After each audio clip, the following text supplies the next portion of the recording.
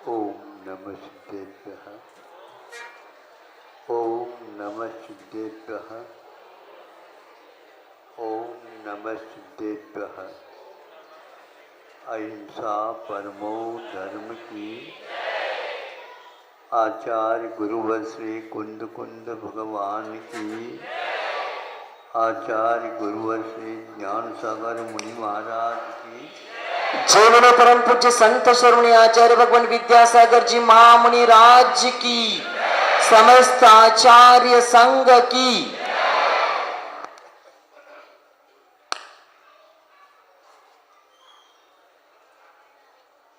आप दीपक जलाते हैं,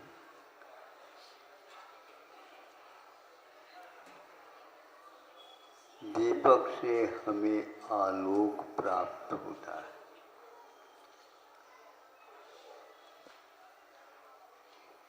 बाती जलती है, क्या दीपक जलता है? कौन जलता है, इसके बारे में थोड़ा सोचना है। महाराज दीपक जलता है, इसमें क्या सोचना है? सामने सामने दिख रहा है। हाँ, दिसतय तसं नसतय।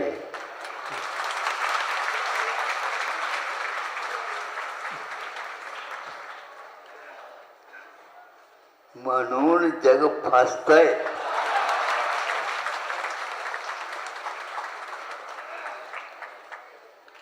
पुढे का सांगा बरं? जैसा दिखता है वैसा नहीं रहता है, और इसलिए संसार सारा का सारा तो दिख रहा है, उसमें रम रहा है। इसमें से कुछ छान करके, खोला खोदी करके कुछ पा ले, ऐसा होता है ही नहीं। अब क्या करें? क्या जल कौन रहा है? बाती जलती है, किंतु एक दिन में जल करके समाप्त नहीं होती। तेल जलता है तो वह 1 घंटे में समाप्त हो जाता है। तेल यदि नहीं डालेंगे, बाती हो तो जलने का कोई सवाल नहीं होता। और बाती ना हो, दीपक जलता है, तेल न डालो और बाती न रखो, फिर वो खोका लेकर के क्या करना? उसमें कहीं आलोक रखा है? नहीं। और ये ध्यान मान लो, ये तीनों मिल भी गए, आलोक का लाभ फिर भी नहीं होता, क्योंकि तेल जल रहा है, बाती भी जल रही है और दीपक जल रहा है। और यदि हमारी आंखें नहीं जलती है तो प्रकाश हमें प्राप्त नहीं होता। इसलिए अपनी आंखें खोलो। यदि नहीं खुलती है तो दूसरे से खुलवाओ।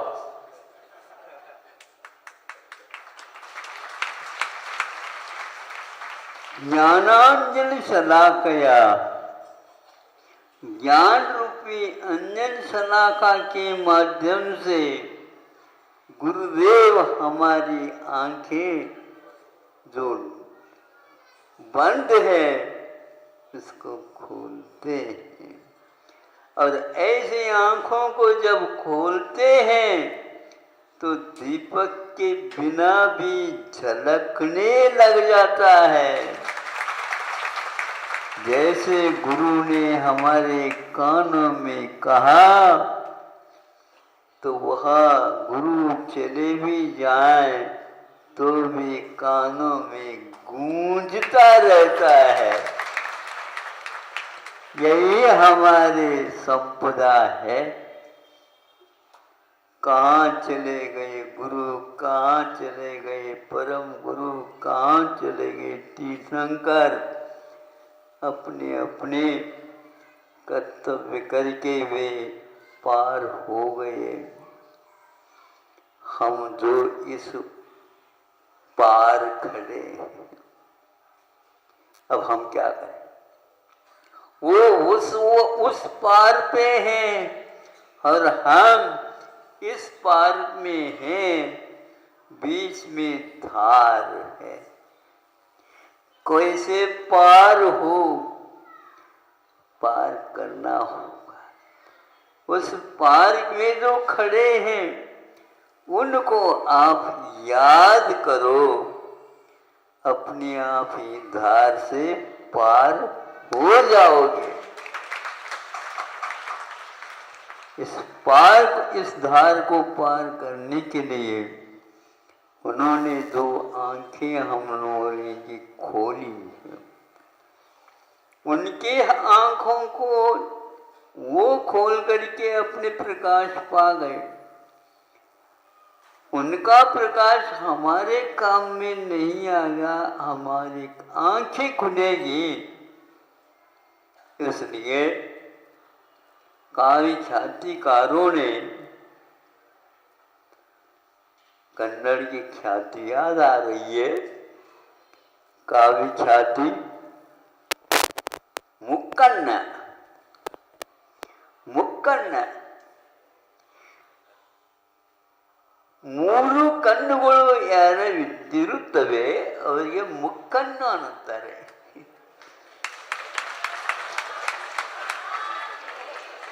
जिनके पास 3 आंखें होती है उनको बोलते हैं यहाँ पर कर्नाटक में मुक्कन्न।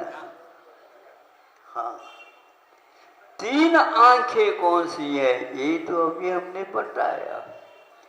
2 आंखों की बात तो कह दी, मिल ही जाएगा हमें प्रकाश, ऐसा मिल नहीं सकता।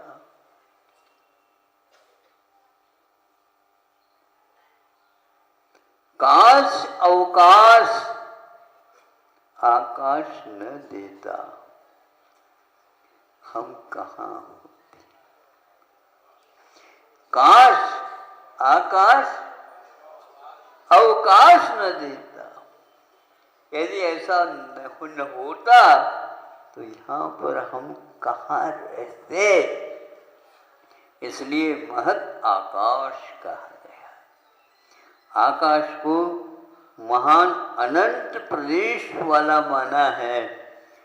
सबके पास अनंत नहीं, किंतु सबके पास असंख्यात तो प्रदेश हैं।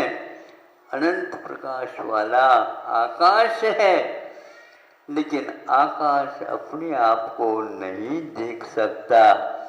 ऐसे आकाश को भी जानने वाले, देखने वाले ज्ञाता दृष्टा परमात्मा स्वरूप हमारे भीतर बैठे हैं।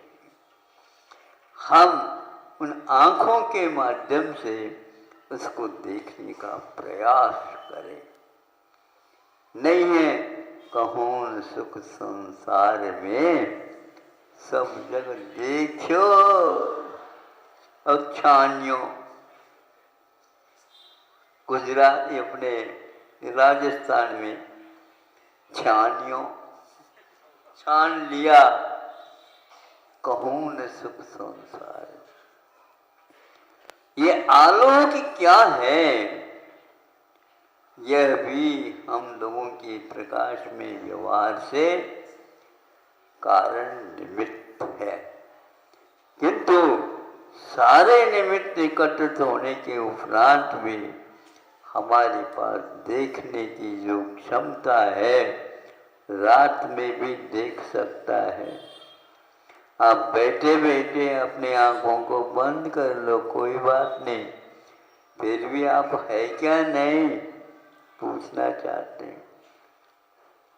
हैं कि सपीछा से हम बैठे हैं ये दिख रहा, यदि मान लो पैरों में झुनझुनी आ गई, ये मालूम नहीं पड़ता कि हम बैठेंगे क्या है। फिर इसके उपरांत नाक में से कोई गंध नहीं आ रही है, कानों से कुछ सुनने में नहीं मिल रहा है। अब रहा कौन सा, जुआ भी गायब हो गई।